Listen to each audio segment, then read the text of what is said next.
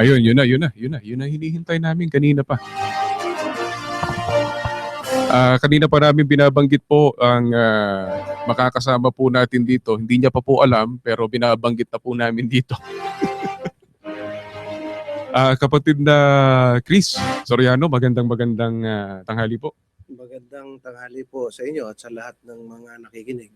Ka Chris, ang kapatid na siguro Ka Chris ay pakilala po kayo para po doon sa mga nakikinig po sa atin. Ako po si kapatid na Crisanto Soriano. Ako po ay ministro ng Ebanghelyo at abogado po. Ayun, bilang abogado, kaya po nakasama natin ang kapatid na Chris. Ito kasi mga pinag-uusapan. Do ilang bagay lang naman kapatid na Chris ato. Ano ba yung, although we have an idea, pero ano ba yung separation of church and state sa isang simpleng paraan na maintindihan ng mga kababayan natin? Ito po ang separation of church and state. Una, ay ito yung paghihiwalay ng relihiyon at ng estado. Mhm. Na ibig sabihin, hindi dapat panghimasukan, hindi dapat pakialaman, lalo namang hindi dapat supili ng estado ang anumang internal affairs o mga tuntunin na isinasagawa sa loob ng isang relihiyon, particular ang kanilang malayang paglilingkod at pagsamba. Mhm. Yun bang dadivert lang ako ng kapraso. Kapag ka ba sa isang relihiyon, halimbawa sa isang relihiyon ay sa kanila mayroong aral na iba sa sinasabi ng saligang batas, isinasaalang-alang po ba yun? Halimbawa, yung pagkakaroon ng higit sa isang asawa ng ibang relihiyon. Nangangahulugan po ba pagka ganun ay i-curtail ng estado kasi dapat isa lang eh?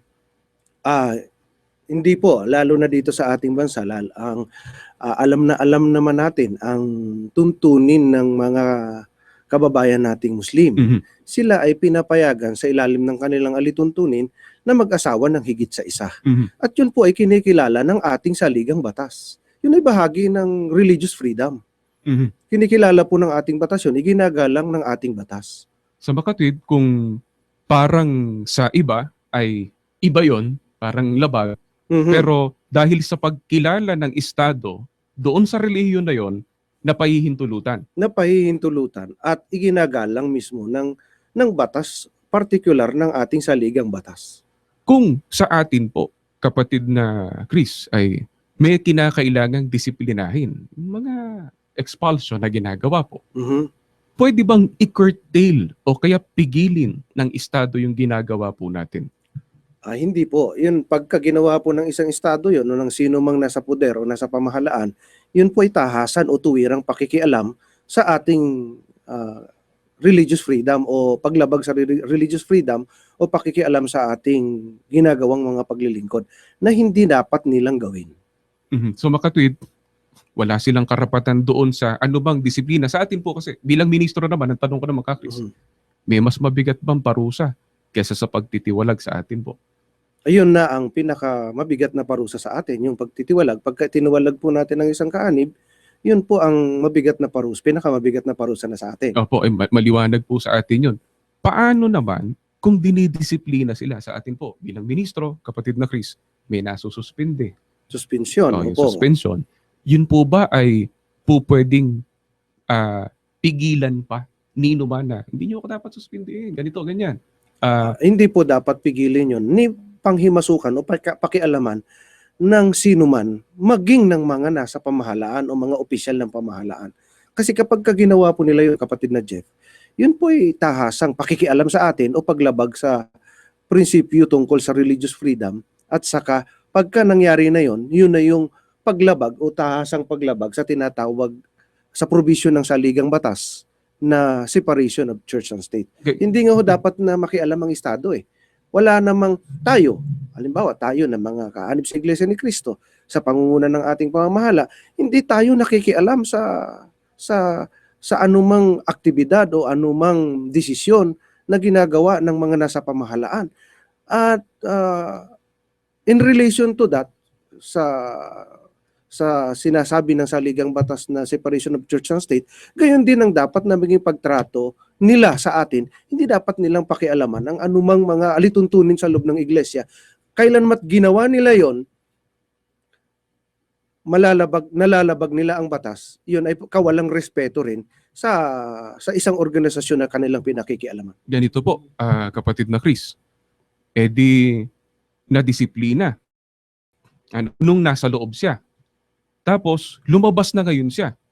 Pwede niya bang gamiting merito ng kaso yung mga nangyari sa pagdisiplina sa loob pag nagsampa siya ng kaso kung nasa labas na siya? Ang ganon, kapatid na Jeff, ay as a general rule, hindi niya pwedeng gamitin yon ni ilabas yon. Mhm. Hindi niya pwedeng gamitin o ilabas yon. Mhm. Kung wala namang nalalabag na karapatan niya. Mhm. Kung wala namang nalalabag na karapatan niya, hindi niya pwedeng ilabas yon para ihain ang reklamo sa labas ng iglesia. Hindi niya pwedeng gawin yon sapagkat pagka ginawa niya yon ay malalabag na rin ang religious freedom. Mhm. Malalabag na rin ang religious freedom. If I understand you correctly po, kapatid na Chris, ang Chris po, bukod sa pagiging, siyempre, pangunahin bilang ministro po, nakasama namin sa suguan. At, at ganun din po bilang abogado, ang tinatanong po natin, yung bang nangyaring nadisiplina ka sa loob, pwede ba magreklamo ka? Lalabas muna ako para lang maireklamo ko kayo. So, Hindi po. Hindi ho dapat nang gawin yon. Hindi ho dapat ginagawa yon ng isang kahit pa nang natiwalag na sa iglesia. Kapatid na Chris. At kapag excuse me, kapatid Opo, na, sige. kapag ka ginawa po at yun ay lalo na pinakialaman o pinatulan naman ng mga nasa pamahalaan, malalabag nila ang tinatawag na religious freedom sapagkat tayo nga po, ang anumang reliyon, hindi lang ang iglesia, Mhm. mayroong mga alituntunin sa loob ng isang reliyon o ng iglesia na dapat igalang. Sagrado ho yun eh. Mhm. Sagrado yun. Hindi yun dapat pakialaman ng mga nasa poder o ng nasa pamahalaan, mga opisyal ng ating pamahalaan, kailanman ang ipinatupad natin, maging ang pagdidisiplina, sabihin na nating itiniwalag. Mhm. Ang proseso ng pagtitiwalag ay meron sa loob ng iglesia, hindi po dapat na pinakikialaman, hindi dapat pinanghihimasukan ng mga nasa pamahalaan. Kasi kapag ginawa yon, paano pa at nasa konstitusyon ang separation of church and state? At yun pa, isa pa, kapatid na Chris. So sana maliwanag yun sa mga nanonood at nakikinig po sa atin. Kasama natin ang kapatid na Chris Soriano, isa pong ministro at abogado po. Illegal detention. Ano ba yun? Baka, kasi iba yung intindi ng iba. Baka pagka, diyan ka lang, magkaalis diyan. Illegal detention yung ginagawa mo sa akin, demand. Baka ganun ang isipan ng iba eh. Ano po ang mga, what merits a case to be filed na illegal detention? Ano po yung mga yon? Yung illegal detention, yan po ay kawalan ng kalayaan ng isang tao na gawin yung magagawa niya, kundi ikinonfine lang siya sa isang lugar para hindi po siya makalabas. Sa loob ng mga ilang araw, batay po sa elemento ng batas, para maging illegal detention. Gusto ko lang pong linawin muna. Bago tayo pumunta sa merito ng kaso. Opo. Kasi yung merito po ng kaso, kung tutusin ka, Jeff, doon yan pinag-uusapan sa piskalya o di kaya sa husgado. Okay po. Doon ho yan pinag-uusapan kasi yung merito ng kaso kasi nasa pagtitimbang yan ng pagka nasa preliminary investigation stage pa lang yung kaso ng piskal. Tapos pagka nagkaroon na ng trial proper, nandun na sa korte ang kaso, nasa pagtitimbang pa rin yan ng huwes o ng husgado kung nalabag nga ang karapatan noong inaakusahan. Gusto kong ibahagi sa inyo yung proseso ng batas tungkol sa paghain ng reklamo. Opo, please po. At ito po ngayon ang dapat nating linawin sapagkat nakita naman po natin kung papaano ginawa ni Secretary de Lima ang pagkanlong, ang pagkupkop o hindi man natin sinasabing kinupkop, maaari sigurong binigyan ng espesyal na atensyon Mhm. si June Samson, si Isaiah Samson Mhm. Jr. Natatandaan natin sapagkat isinapubliko yan nila mismo na pumunta si June Samson sa tanggapan ni Secretary Laila, Mhm. si Laila, Secretary Laila de Lima, para maghain ng formal na reklamo, ng complaint, formal complaint, tungkol doon sa sinasabi niyang serious illegal detention laban po sa mga sanggunian ng iglesia. Mhm. Una po, ang proseso po batay sa tinatawag ng mga namin na rules on criminal procedure at saka kahit sa DOJ po, mayroon din silang tinatawag na manual for prosecutors. Mhm. Paano po ba yon? Halimbawa, ako ay may irereklamong isang tao. Sabihin na natin, kayo yon, kapatid na Jeff, Mhm. ang irereklamo ko. Halimbawa lang yan. Halimbawa lang po. Huwag kayong kabahan at halimbawa lang po ito. Opo, opo. Nagbibigay lang tayo ng halimbawa. Ang gagawin ko, hindi ako pupunta sa tanggapan ng sekretary mismo. Mhm. Ang gagawin ko, doon ako pupunta sa tanggapan ng piskalya kung saan nakasasakop sa akin o yung kung saan nasasakop yung pinangyarihan ng di umano'y krimen. Yan ang Halimbawa, procedure po, Quezon ano po? City, opo. Mhm. Quezon City nangyari ang krimen. Sa Quezon City ko po ipapile ang kaso. Pupunta ako sa tanggapan ng piskalya, yung Office of the Prosecutor ng Quezon City, may dala-dala akong complaint, may mga attachment po ng mga ebidensya, o kung mayroon mang mga attachment ng testigo, kasama na rin doon, sino man yung nag-prepare. Ako man mismo ang nag-prepare, kung marunong ako, o di kaya yung abogado ko. Mhm. Pupunta kami sa tanggapan ng piskalya. Parang ganito, hahain po kami ng demandang kriminal, piskal. Magpapapile ng complaint sa piskalya. Ang kasunod pong gawin ng piskalya, kapatid na Jeff, mag-i-issue siya ng summon o subpoena. Sino ang i-issuehan niya ng summon o subpoena? Una, yung respondent. Opo. Ikalawa, yung mismong complainant. Bakit po ginagawa yon ng isang investigating fiscal? Para magkaroon, to conduct preliminary investigation. Sapagkat ang preliminary investigation po is executive in nature. Ano ibig sabihin nun? Karapatan po ng Department of Justice, particular po ng mga nasa office ng prosecutor. Sapagkat ang office po ng prosecutor, kapatid na Jeff, ay nasa ilalim ng tanggapan ng DOJ. Mhm. Ibig sabihin, mga tauhan ni Secretary de Lima, yung mga prosecutor. Opo, Okay, opo. ganito yan. Na-issuehan na tayo, ako ang complainant, Opo, kayo ang opo. respondent. Na-issuehan na tayong parehas ng subpoena o summon. Bakit ini-issuehan ng subpoena o summon ang respondent, particular ang respondent, to give him or her an opportunity to answer the allegations based on the complaint. Okay. Bibigyan siya ng kopya ng complaint. Pagkatapos, within the prescribed period, prescribed by rules, kung ilang araw, 10 or 15 days, ay sasagot ngayon si respondent. Mhm. In this case, sa halimbawa natin, kayo. Opo. So, binibigyan kayo ng 15 days para sumagot. Pagka sagot ninyo, bibigyan naman ako uli, bibigyan ako ng kopya ng inyong sagot. Ang tawag po doon, counter affidavit or sa Tagalog, kontra salaysay. Opo. Siyempre, doon sa counter affidavit ninyo, sa kontra salaysay ninyo, nakalakip na rin po doon yung mga salaysay ng testigo nyo, yung mga ebidensya ninyo, either documents man yun or anumang ibang mga physical evidence, ilalakip nyo na rin doon. Tapos, pag sumitin ninyo yun sa piskalya, bibigyan naman ng piskalya ng kopya ng kontra salaysay ninyo ang complainant. So makatwid, sagot yun sa isinumbong o demanda Reklamo sa kanya. sa akin. Okay. Nasa akin na ngayon yung inyong kontra salaysay or counter affidavit. Ngayon, pagka binigyan pa ako ng pagkakataon, na pwede naman bigyan ng pagkakataon, nasa rules naman ho yun, na sagutin yung counter affidavit na yon. Mhm. Ang tawag po namin doon ng rules ay reply. Opo. Reply to counter affidavit. Okay.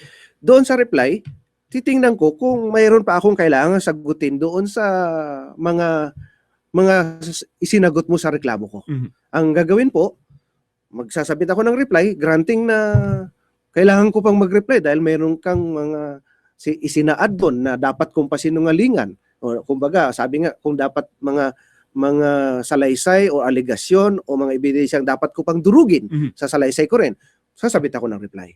Ngayon, nasa inyo na yung reply ko. Binigay na sa inyo yung kopya ng reply. You have also the opportunity and the time to submit your rejoinder. Ang tawag ko namin doon, rejoinder, karaniwan yung sagot doon sa reply, rejoinder. Opo. Okay, rejoinder.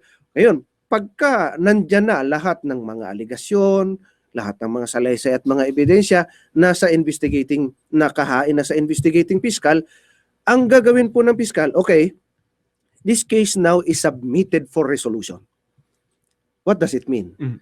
Ibig sabihin, kayo, mga parties, complainant and respondent, complainants and respondents, kung marami, ay maghihintay ng aking gagawing desisyon o resolution batay sa inihaing reklamo, whether or not kung meron niyang probable cause.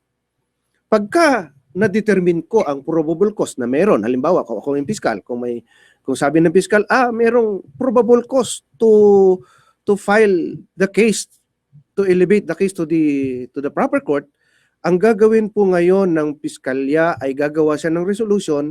Siyempre, bibigyan niya rin ng kopya ang both parties and maghahain siya ng information sa court. Ano yung information? Yun yung parang talagang formal na reklamo na ihahain na laban doon sa respondent. At pagka nahain na po sa court, ang tawag na po doon, hindi na respondent, accused na. Mhm. Kaya nga, people of the Philippines na versus so and so. Halimbawa, Jeffrey Rivera. Halimbawa lang po 'yon, kapatid na Opo. Jeff. Halimbawa lang po Ayun. yan. Nilinis. Ngayon, pag nag-issue na ang court ng pag nakarating na sa court ang kaso, ang information, kalakip na yung mga resolution at mga ebidensyang inakyat din ng piskalya, ang gagawin po ng court, i-evaluate niya rin kung talagang may probable cause. Pagkatapos Teka. May evaluation sa bahagi ng piskalya, pabalik ang totoo, may mga ilang sagot po yun eh. di Opo, ba? mga ilang sagot po 'yon. Tapos pagdating po sa korte, meron na naman pong i-evaluate po ulit. Ano naman po 'yon? Judicial determination of probable cause. Okay. Judicial determination of probable cause. Ngayon, pag nakita ng korte na talagang may probable cause to indict a particular person sa particular na crime, magkakaroon ngayon ng full-blown trial or full dress trial. Kaya ang korte ngayon mag-i-issue ng warrant of arrest. Mhm. Ngayon, ang gusto kong ipunto rito, kapatid na Jeff, kung ang resolution ng piskal pabor sa complainant against dun sa respondents, anong kasunod na gagawin ng respondent? Ang gagawin niya, magfa-file siya ng motion for reconsideration to give fiscal the opportunity to reconsider or rectify if there is any error to his resolution. Mhm. Ngayon, kung nag-MR o nag-file na ng motion for reconsideration yung respondent, halimbawa natalo yung respondent, pabor sa complainant yung resolution ng piskal, kaya naiakyat sa korte. Ang gagawin ng respondent, mag-file ng motion for reconsideration, kung hindi nag-grant or dismiss ang motion for reconsideration, that would be the time that the respondent will elevate the case to the Department of Justice via petition for review. Ano po ang gusto kong ipunto rito at pinagdidiinan, kapatid na Jeff? Ganito po yan. Unang-una, saan man nanggaling ang kaso nito particular ni John Samson? Sino ba ang unang nag-accommodate nito? Dumiretso po siya. Doon kay DOJ Secretary. Oho. Ngayon ako na si respondent na natalo dito sa preliminary investigation, dito sa resolution ng piskal, kanino ako aapila? Kay Department of Justice. Ano ang ibig sabihin nun? Ano ibig sabihin nun? Mawawalan ako ng tiwala. Iisipin ko, luto na yan. Oo. Hindi na ako aapila. Ano pa ang silbi pa? Bakit ako aapila? Doon nga nanggaling ang complaint. Yung nag-accommodate nga ng complaint ay yung DOJ secretary at doon pa ako aapila. Oh, so nakita po sana ng ating mga kababayan, iba ho itong prosesong dinaraanan nito eh. Yun nga po, nauna roon sa pinaka-head nila ng department, saka lang inassign sa kung kanino mang piskal yan or sa piskal na nakasasakop. Particular po yan, pwede nilang i-ano yan doon sa kanila dito sa Quezon City Prosecutor's Office o kung sino man yung i-assign nila na state prosecutor doon sa kanilang opisina. Ngayon, siyempre, ako naman halimbawa yung DOJ secretary, ikaw naman yung piskal ko, tauhan kita.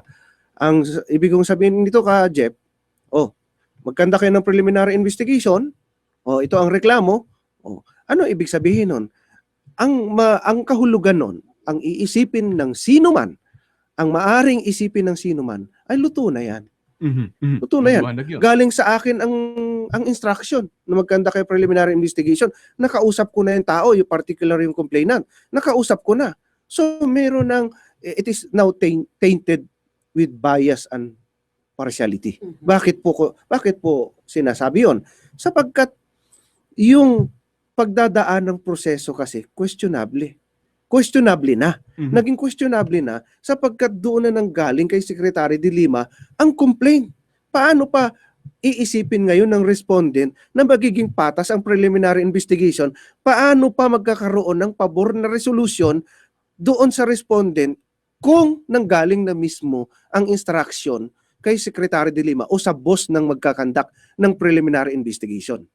Kaya nga, diyan tayo magtataka at yan ang ipinagtataka o ipinangangamba ng marami. Opo.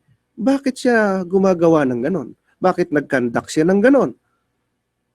Ibig lang sabihin, yan ay pakikialam o pagsagka sa tinatawag na religious freedom.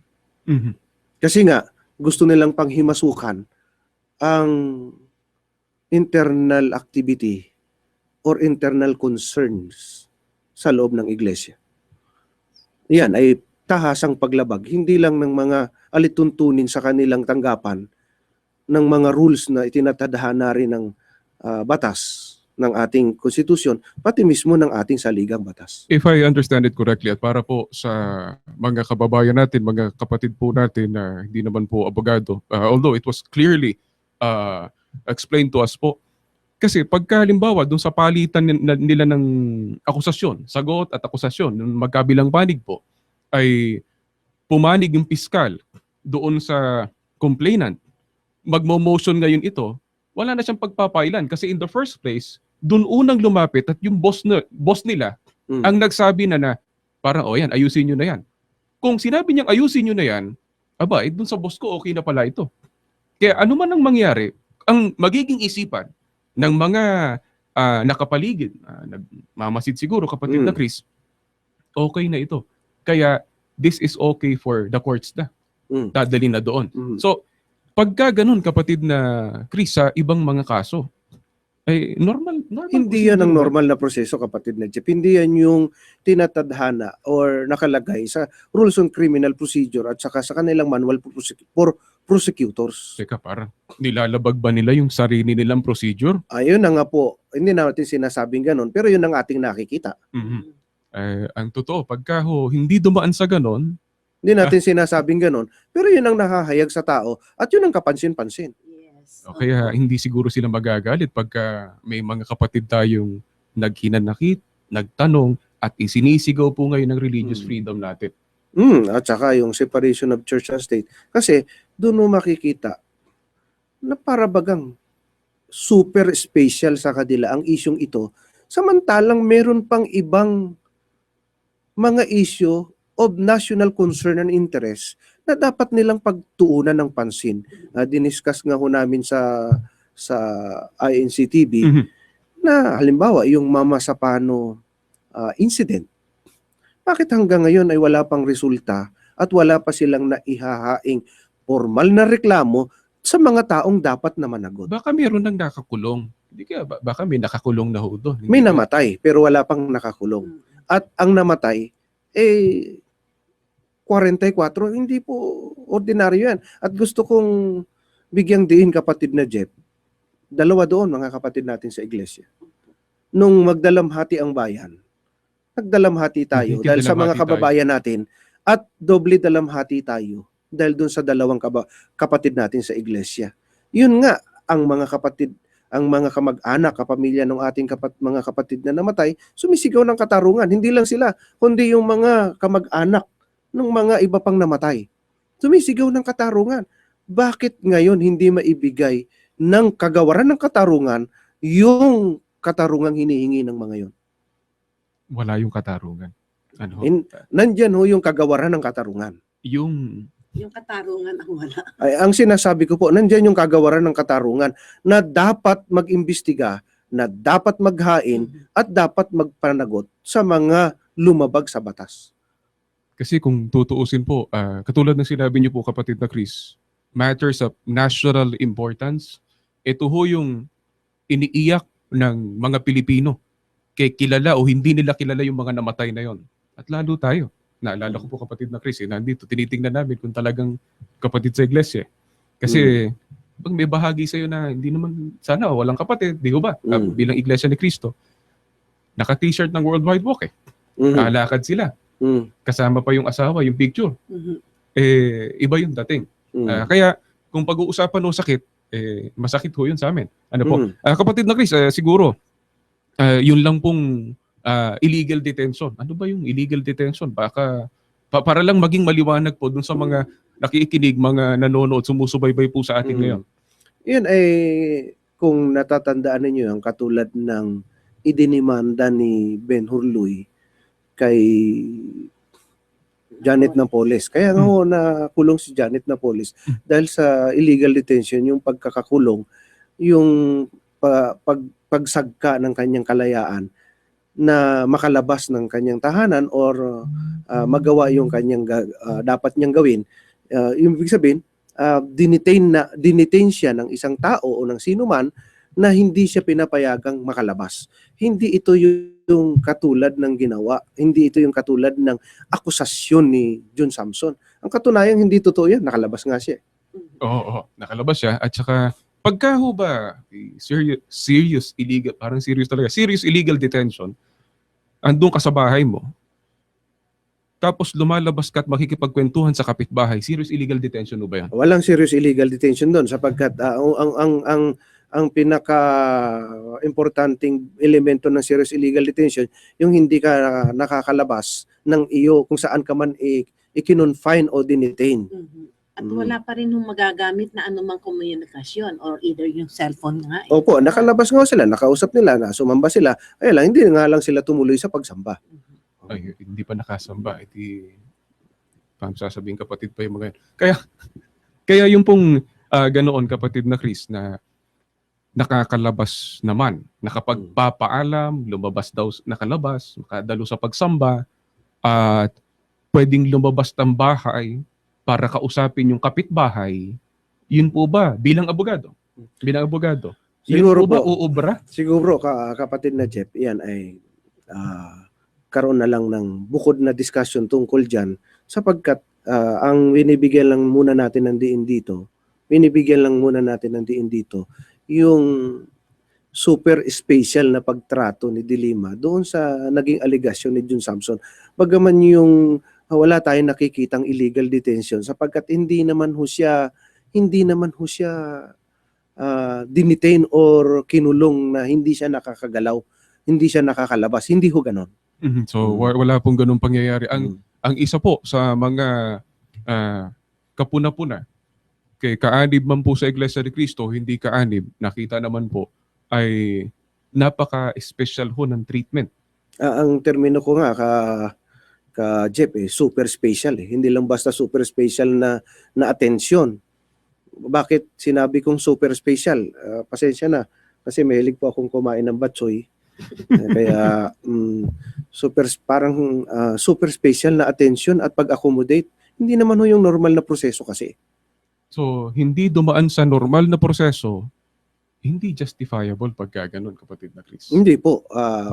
Maaring ang sabi nga natin kanina, mapag-iisipan at mahahayag na may partiality at saka bias. Mhm. Kasi yung sa paliwanag ho natin kanina na proseso kung paano inihahain yung reklamo, pagkasunod ay paano aapila, doon din babagsak sa kanya. Kaya nga hindi po tama sa palagay natin, hindi po tama yung ginawa. Yun ay paraan, yan ay kahayagan ng pakikialam ng Estado sa internal na sitwasyon at internal concern ng Iglesia. Samantalang mas may higit na dapat pagtuunan ng pansin kung magkakaroon man sila ng super special na atensyon yung mga concern na pang-nasyonal. Mhm. Halimbawa, yung binabanggit nga nating Mama Sapano, mga DAP